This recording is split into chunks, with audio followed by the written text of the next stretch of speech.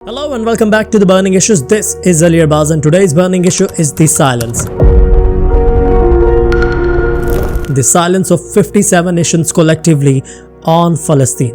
Yes, we are talking about the OIC. जिसने सिर्फ बातें की हैं, वादे किए हैं, मजम्मतें की हैं और ग्रुप फ़ोटोज़ बनवाई हैं, जबकि दूसरी तरफ आज भी बच्चे मर रहे हैं, कट रहे हैं, शहीद हो रहे हैं। जंग बंदी हुई, उसके बाद दोबारा जंग शुरू हुई तो 700 से 900 और 1000 और 1200 के रेशियो पर आज भी लोग वहाँ पर शहीद हो रहे हैं। So in this episode we will try to figure it out logically कि ये लोग क्यों कुछ नहीं कर पा रहे और ये लोग क्या कर सकते हैं। And the most important part is we have to put our emotions aside. So let's begin with it.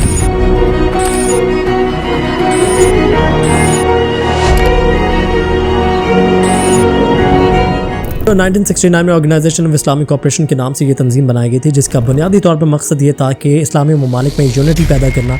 और ये जितने ममालिक हैं, अगर किसी एक पर बुरा वक्त आता है फाइनेंशियली या हालत जंग में होने की वजह से, तो उस वक्त तमाम ममालिक यूनाइट होंगे और उस एक मुल्क के लिए मदद करेंगे। बट 7 अक्टूबर के बाद जो सूरत हाल बनी है फ़लस्तीन और इजराइल की जंग के बाद, उसमें इन सब का कुछ ना करना अब इनके इफेक्टिवनेस पे सवाल उठा रहा है। इस वक्त 57 ममालिक हैं OIC में और एवरीवन वांट्स टू नो कि ये लोग क्यों कुछ नहीं कर पा रहे, हम क्यों डायरेक्टली हेल्प आउट नहीं कर पा रहे, हम क्यों कुछ उनको इस तरह से सपोर्ट नहीं कर पा रहे जिससे उनकी कुछ मदद की जा सके। On the other hand, Israel ने जब से अटैक लॉन्च किया, उसके जितने भी अलायंस थे, चाहे वो अमेरिका है, चाहे वो बरतानिया है, चाहे वो इवन इंडिया है, वो फ्रंट फुट पर आके उनको सपोर्ट कर रहे हैं। अमेरिका ने जिस तरह अपने एयरक्राफ्ट कैरियर्स भेजे हैं और जितनी इमदाद भेजी है, और इसके अलावा बरतानिया ने जिस तरह सपोर्ट किया है, वो सब फ्रंट फुट पर आके कर रहे हैं। चाहे वो वेपन्स हो, आर्टिलरी हो, हर तरह से वो उनको सामने से आके सपोर्ट कर रहे हैं प्रैक्टिकली। और हम लोग OIC के इजलासों में जाकर पिक्चर्स बनवा के and we are good to go. इसके अलावा हम कुछ नहीं कर पा रहे। So let's crack this out कि हाउ इट वर्क्स और हम क्यों डायरेक्टली कुछ नहीं कर पा रहे। Now this is the time where we have to put our emotions aside और हमें लॉजिकली समझना पड़ेगा कि how it works. So the reality is कि this is the real world. यहाँ पर आपको अपनी जंगें खुद ही लड़नी पड़ेंगी। यहाँ पर तमाम मुल्कों के कुछ नेशनल इंटरेस्ट हैं, सभी मुल्कों के कुछ डिप्लोमेटिक टाइज़ हैं और सभी मुल्कों के कुछ अलाइज़ हैं, चाहे वो वेस्ट में हैं, चाहे वो मिडल ईस्ट में है या कहीं पर भी हैं। और कोई भी मुल्क किसी के लिए भी अपने अलाइज़ भी ख़राब नहीं करेगा, अपने डिप्लोमेटिक टाइज़ भी ख़राब नहीं करेगा और कुछ नेशनल इंटरेस्ट पर तो बिल्कुल भी बात नहीं करेगा। 2020 में अब्राहम अकॉर्ड्स के बाद जिस तरह इजराइल को बहुत सारे मुस्लिम ममालिक ने एक्सेप्ट करना शुरू कर दिया था, इसमें सबसे पहले UAE था, इसके अलावा और बहुत सारे ममालिक थे जिन्होंने अपने डिप्लोमेटिक टाइज़ जो हैं वो उनके साथ बेहतर कर लिए थे। और द रियलिटी इज़ कि बहुत सारे जो OIC के ममालिक हैं वो छोटे ममालिक हैं, दे नीड सपोर्ट और फाइनेंशियल सपोर्ट। और जो वेस्ट पे उनके एलाइज़ हैं, उनके इंटरेस्ट के ख़िलाफ़ आप नहीं जा सकते। It is as simple as that. जब आप किसी से उधार लेते हो तो आप जिससे उधार लेते हो उसके इंटरेस्ट के ख़िलाफ़ नहीं बात कर सकते। ये हम अपनी रोज़मर्रा की ज़िंदगी से एक मिसाल लेते हुए समझने की कोशिश करते हैं कि जितने आपके वेस्ट के एलाइज़ हैं उनके इंटरेस्ट के ख़िलाफ़ आप नहीं जा सकते। स्पेशली अमेरिका ने जिस तरह पूरी दुनिया में अपने पंजे गाड़े हुए हैं और जितने छोटे छोटे ममालिक हैं जिस तरह उनको सपोर्ट करता है एड की सूरत में और बाकी हर तरह से उनको जिस तरह से कुशन करता है, तो आप अमेरिका के इंटरेस्ट के ख़िलाफ़ जाकर इतना बोल्ड स्टेप्स नहीं ले सकते।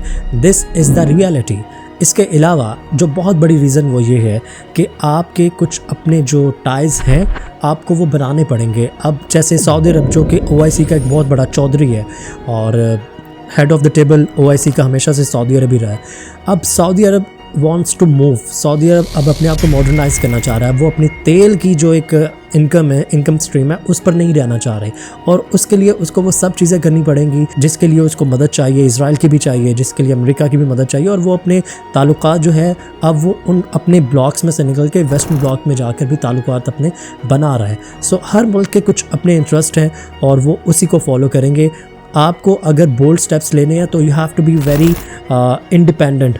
आपकी अपनी इकोनॉमी, आपकी अपनी रीढ़ की हड्डी इतनी हो, you can take your decisions on your own. जब तक आप दूसरों पे डिपेंडेंट रहेंगे तब तक आप इस तरह से सपोर्ट नहीं कर सकते जिस तरह से इंडिया कर रहा है या बरतानिया कर रहा है या अमेरिका कर रहा है। अमेरिका के सदर जो बाइडन ने जैसे ही जंग शुरू हुई वहाँ जाकर अपनी प्रेजेंस शो की और ये पूरी दुनिया को मैसेज दिया कि हम इजराइल के पीछे खड़े। तो अमेरिका क्यों खड़ा है पीछे? अगर अमेरिका भी किसी पे डिपेंडेंट होता, मिसाल के तौर पर अमेरिका चाइना पे डिपेंडेंट होता, तो अमेरिका इस तरह जा सकता था? कभी नहीं जा सकता था। So this is the real world, और रियल वर्ल्ड में आपको अपनी जंगें खुद ही लड़नी पड़ेंगी, आपको अपने मसाइल खुद ही तय करने पड़ेंगे जब तक आप दूसरों पे डिपेंडेंट हैं। पाकिस्तान का भी अगर आप स्टांस देखें, बड़ा सॉफ्ट स्टांस है। बातें तो मैं भी कर लूँगा, आप भी कर लेंगे, सभी बातें कर लेंगे। जो ऑफिशियल स्टांस है वो भी इतना हार्डकोर स्टांस नहीं है पाकिस्तान का, जिस तरह बाकी मुल्कों का है या होना चाहिए पूरी मुस्लिम ममालिक का। और 1.5 अरब से ज़्यादा आबादी और इतनी बड़ी GDP के साथ तकरीबन पूरी दुनिया में 24% हम लोग हैं मुसलमान ममालिक, उसके बावजूद हम कुछ नहीं कर पा रहे because we are economically weak. हम इकनॉमिकली इतने स्ट्रॉन्ग नहीं है जितना वेस्ट स्ट्रॉन्ग है, क्योंकि OIC में जो ममालिक हैं वो कहीं ना कहीं किसी ना किसी वजह से किसी ना किसी मुल्क के साथ अलाइज बने हुए हैं, और उनके जो डिप्लोमेटिक टाइज हैं वो फ़लस्तीन के लिए ख़राब नहीं करेंगे। This is the harsh reality. Now let's discuss कि अभी हमारे पास क्या ऑप्शंस हैं। और मैं जब हमारे का वर्ड यूज़ कर रहा हूँ तो मेरा मतलब है कि OIC के पास अवेलेबल क्या ऑप्शंस है। सबसे बड़ा ऑप्शन ये है कि एम्बार्गो इम्पोज कर दे और ऑयल सैंक्शंस लगा दे, क्योंकि OIC में जितने ममालिक हैं उनमें ज़्यादातर वो ममालिक हैं जहाँ से तेल निकलता है, और जब आप ऑयल सैंक्शंस लगाएंगे और इसके अलावा जितने भी आपके एम्बेसडर्स हैं उनको वहाँ से बाहर निकाल लें। इसके अलावा जितने इस्लामी ममालिक हैं वो अपनी एक लॉयर्स की टीम बनाएं, जो कि इस वक्त जो वहाँ पर सूरत हाल है, पोटेंशियल वॉर क्राइम्स जो करी जा रहा है इसराइल, उसको डॉक्यूमेंट करे, इंटरनेशनल कोर्ट ऑफ जस्टिस में लेकर जाए। ये कुछ छोटे छोटे स्टेप्स हैं जो OIC कर सकता है। अगर आप ऑयल सैंक्शंस लगा देते हैं तो कहीं ना कहीं उनको फ़र्क पड़ेगा।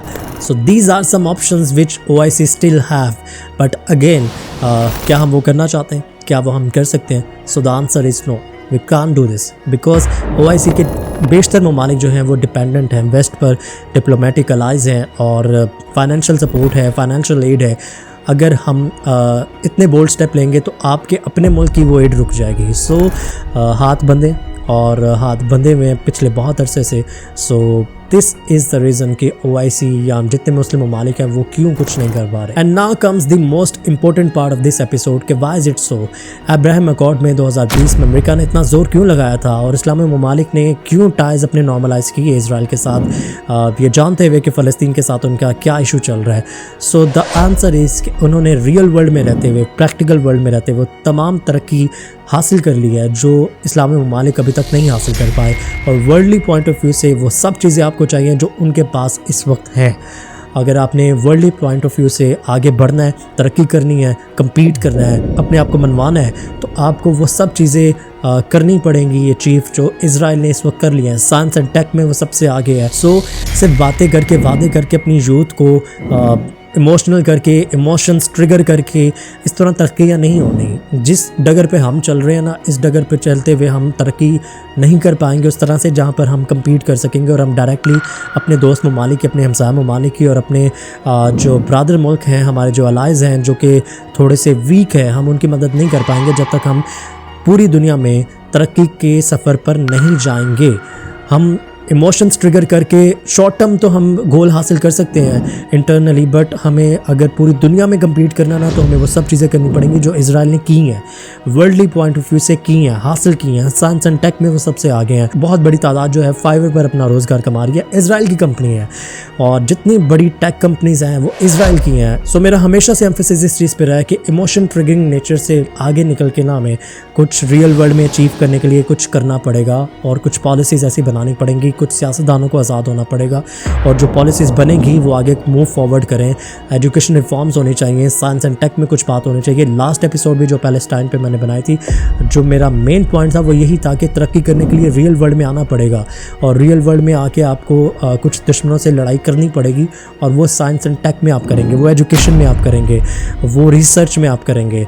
सिर्फ फेसबुक पे बैठ के और तस्वीरें खिंचवा के डीपीस चेंज करके वी कांट हेल्प एनीवन। सो अगर आपके ज़हन में अभी भी ये सवाल है कि OIC क्यों कुछ नहीं कर पा रहा और तमाम मुस्लिम ममालिक मिलकर भी क्यों फ़लस्तीन की मदद नहीं कर पा रहे, तो इस एपिसोड के बाद आई होप कि आपके वो सवालात हल हो जाएंगे और ये हम समझ पाएंगे कि why OIC can't do anything.